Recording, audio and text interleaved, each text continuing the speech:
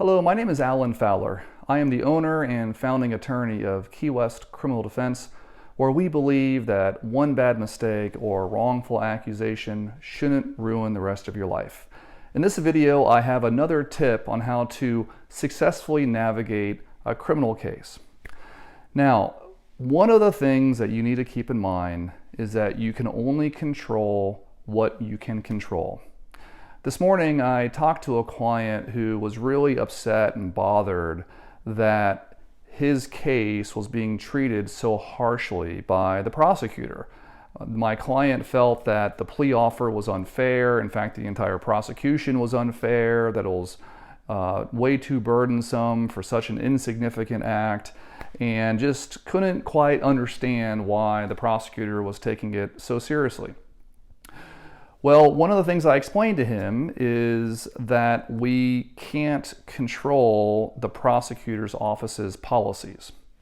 At the time of this recording, the Monroe County State Attorney's Office has a policy where they are treating marine life cases very harshly. So a marine life case is something like fishing outside of a designated season, or possessing too many of a fish or lobster, or an undersized lobster. And at the time of this recording, they have a policy where certain offenses like that mandate jail time. Even if the marine life was safely returned to the ocean, nonetheless, it's going to mandate jail time and a criminal conviction.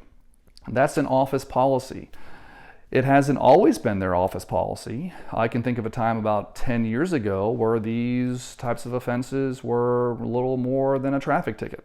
In fact, my law firm used to stop doing this type of work because we felt we weren't adding any extra value to our clients, because they were essentially getting a slap on the wrist, and they were going to receive that slap as lightly as it is, whether we were their attorney or whether they represented themselves.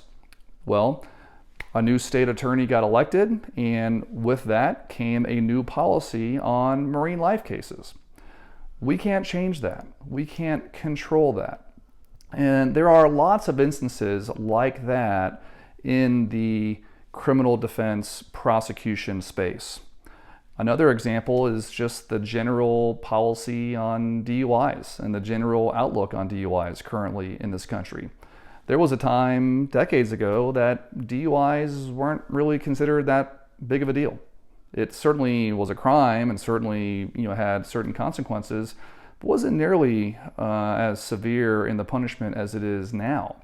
For example, for about 15-20 years at this point, if you are convicted of a DUI, it can never be sealed or expunged from your record during the course of your life.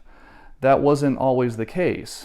Likewise, the punishment didn't used to be as severe as it is now, but as advocacy groups like Mothers Against Drunk Driving and as state attorneys found DUIs to be a politically convenient platform to run and get reelected on, we started seeing the legislature impose mandatory penalties for DUIs, like impounding your vehicle for 10 days. And we saw state attorneys begin to have very harsh treatment of DUI prosecutions.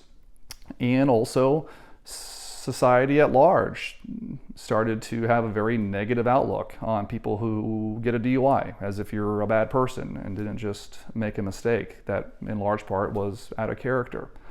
These things are out of our control.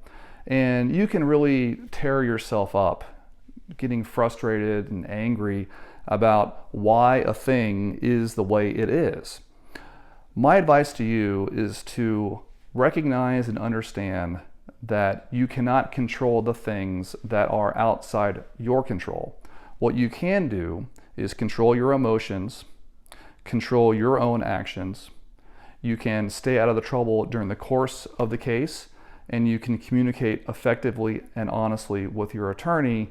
And I have found that when our clients proceed in that way, we typically have a very good working relationship and are able to get great results. If you or someone you know has been arrested in the Florida Keys, please have him or her contact our office, and we'd be happy to give them a complimentary case consultation.